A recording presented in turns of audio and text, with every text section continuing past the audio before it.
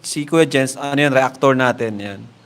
Official reactor. Hello mga kalingap! Welcome back sa aking YouTube channel, this is Kuya Jens. Kung bago ka lang sa aking YouTube channel, huwag niyo pong kalimutang mag-subscribe at click the bell button para like updated sa pag-upload na video. At huwag po nating kalimutang suportahan ng Batim Kalingap sa pangunguna ni Kuya Val Santos Matubang, Ate Edna Vlog at syempre Kalingap Prab. At pakisuportahan din po ang aming mga kasamahan sa Batim Kalingap. Nandiyan po ang K-Boys, Kalingap Partner, Kalingap Reactor at lahat po ng charity vlogger sa buong Pilipinas sa tumutulong sa mga kabayan nating nangalat mahihirap. Supportahan po natin lahat guys.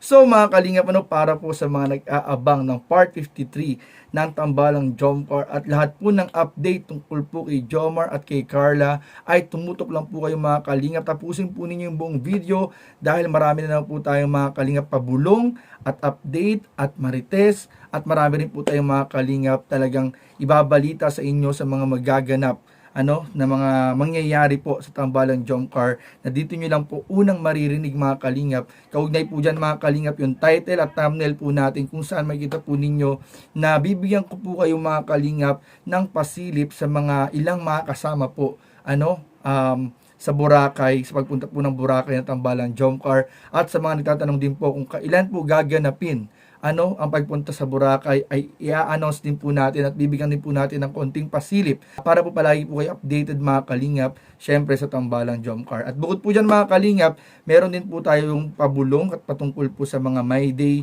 o post ni Carla sa mga social media kung saan po mga kalingap, ang una po dito ay meron po siyang kanta na shared thoughts po niya mga kalingap kung saan nung tinignan po natin yung meaning po ng kanta sa internet ay napakalalim po pala ng ibig sabihin. So mamaya pag-uusapan din po natin yan.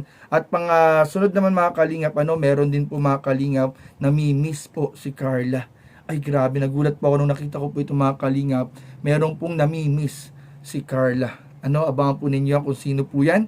At ang panghuli mga kalingap, meron pong bagong kaibigan si Carla na kung saan po mga kalingap napakasaya po ni Carla na meron po sa kanyang bagong nakikinig. Meron siya bagong tagapakinig or bagong outlet mga kalingap kung saan kanyang napagsasabihan ng kanyang mga nararamdaman, kanyang mga naiisip na good for Carla. Ito po ay good for Carla kasi kahit pa paano ay meron po siyang bukod sa mga kasamahan natin sa Team Kalingap ay meron po siyang nalalabasan din po ng kanyang mga iniisip at gustong sabihin. So meron po siyang bagong kaibigan na mamaya po mga kalingap ipapakita po natin sa inyo. At yun mga kalingap so unahin po muna natin yung kanina, yung binanggit po natin kanina mga kalingap na ang pagpunta nga po ng Boracay ay isa sa pinaka-inaabangan pong magaganap sa Tambalang Jomcar. Siguro yan na po mga kalingap ang magiging moment of the century ng Jomcar, yung pagpunta ng Boracay dahil marami pong magaganap. Kung marami pong kinilig at maraming ganap sa Palawan, sigurado pong mas maraming magaganap po sa Boracay dahil talagang nakasuporta po mga kalingap ang lahat ng nagmamahal at nagsusuporta po sa Tambalang Jomcar at sa Team Kalingap. Dahil po sa pagpunta po ng Boracay, marami na pong nag-aabang kailan nga ba talaga magaganap, kailan nga ba para mapaghandaan din po nila at ang iba pang mga kailangang asikasuhin ng ating mga taga-suporta na itinatanong na po nila mga kalingap, kailan ba Kuya Jens, kailan ba Kalingap Prab, kailan ba ganito, ganyan, talagang kaliwat kanan na po ang mga tanungan, kailan na nga ba talaga ang pagpunta ng Boracay. So mga kalingap, patungkol po dyan ay nakausap na po natin si Kalingap Prab at sinabi po sa atin mismo. Ito po, dito niya lang po unang maririnig mga kalingap. Sinabi na po sa atin mismo ni Kalingap Prab kung kailan po ang tentative schedule ng pagpunta ng Tambalang Jomcar sa Boracay. Kasama po dyan ang ilang mga kasamahan po natin sa Team Kalingap at sa K-Boys. So, para po sa mga nagtatanong, ang pagpunta po ng Boracay ay gaganapin ito po ay ayon kay Kalingap Prab, sa unang linggo o kaya naman mga kalingap ay ikalawang linggo ng buwan ng October. Ayan po mga kalingap. So, alam naman po natin mga kalingap, marami pong kaganapan pa ngayong September. Sa August pa lang ngayon, ang dami pong ganap ng September. At October naman po, ayan po yung kaarawan naman po, buwan ng kaarawan ni Kalingap Prab. At sabi nga po ni Kalingap Prab, yung pagpunta po ng Boracay ay baka mangyari kung hindi po first week of October, ay second week of October mga kalingap. Alam naman po natin mga kalingap na ang anniversary po ng Tambalang Jomcar ay mangyayari. Ay isa-celebrate po mga kalingap, sa October 18. So, parang malapit-lapit na po siya sa second week of October. Yung October 18. So, malamang sa malamang, sana, kung aabutin, sana po ay October 18 ay nasa Boracay pa po ang tambalang Jomcar. Sana po abutin mga kalingap. At sa mga nagtatanong naman po, gustong malaman kung sino po yung ilang mga kasama po dyan. Kasi ganito po yan mga kalingap. Ang ating Tita Connie, ang very generous sponsor po ng Jomcar, Tita Connie, ay meron na pong ibinigay sa ating lista ng ilang mga kasama po sa Boracay na kanyang i-sponsoran po mga kalingap. So ilan lamang po ang ating sasabihin, hindi po muna natin lalahatin sabihin lahat kasi baka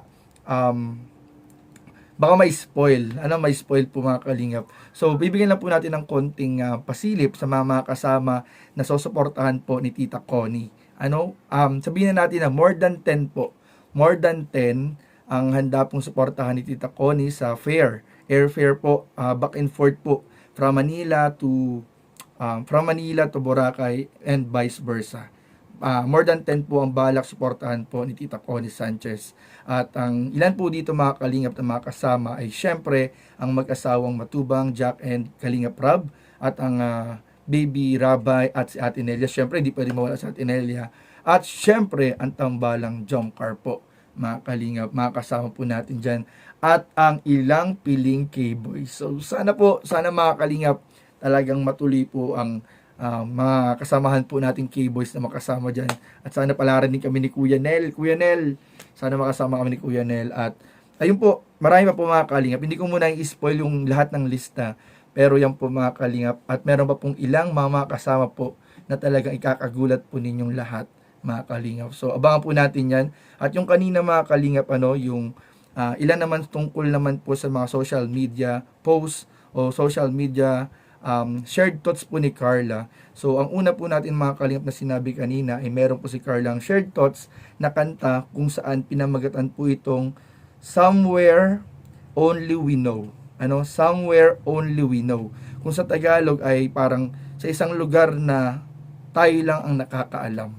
So, yung po yung kanta na yun. And alam niyo po ba, sinerch ko po yung ibig sabihin po nun at may malalim po pala yung kahulugan. So sabi sa internet mga kalingap, it could be interpreted as a person thinking about their younger life and losing who they were. So medyo mabigat po yun mga kalingap. Isang interpretation po yun ng kanta na kung saan po yung kanta raw po ay tungkol sa isang tao na inaalala po niya yung kanyang kabataan na sobrang miss na po niya. So kung ilalagay po natin sa sitwasyon ni Carla, siguro namimiss ni Carla yung simple life dati, yung simple lang yung mga buhay-buhay, yung talagang may freedom. So yun siguro yung ni Carla. Siguro medyo na stress din si Carla nitong lately. Kasi kung i-connect the dots po natin, alam naman po natin si Carla ay nagdi-deal sa kanyang pagtulog kasi baka medyo maraming iniisip. So siguro namimiss ni Carla yung dating buhay po niya na simple lang po yung pamumuhay. At sabi din po dito mga kalingap, losing who they were. So parang hindi siguro mga kalingap nakikita ni Carla yung sarili niya ngayon na yan yung mangyayari sa kanya. So, kung ibabalik yata yung kabataan ni Carla, so nakikita niya yung sarili niya as simpleng dalaga lang, simpleng bata, simpleng dalagita, na hindi niya nakikita yung sarili niya ngayon na yun yung mangyayari. So, yun siguro yung interpretation ng kanta. And sabi dito, and really needing to get back to that place where they were at peace. The simple things. So, ang ibig sabihin po daw mga kalingap, nung interpretation ng kanta ay gusto po nung tao na bumalik dun sa dating sitwasyon na may peace of mind. Na may peace of mind po, na may mga simpleng bagay lang sa buhay. So, yun po yung tinutukoy dito mga kalingap. Sinerch lang po natin yung interpretation natin dun sa kanta. Pero hindi po natin sinasabi mga kalingap na yun po talaga yung gustong ni Carla.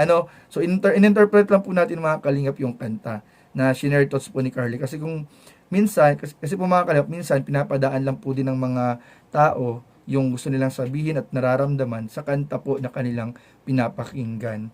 So yun po mga kalingap yung kanta na shinare thoughts po ni Carla. At sunod po mga kalingap, pangalawa po, yung isang share thoughts din po ni Carla na meron po siyang namimiss meron po siya namimiss mga kalingap. At nalaman po natin dito na nakalagay po sa kanya ay I miss my homies. Parang ganun po yung nakalagay. So, namimiss po niya mga kalingap yung bahay nila.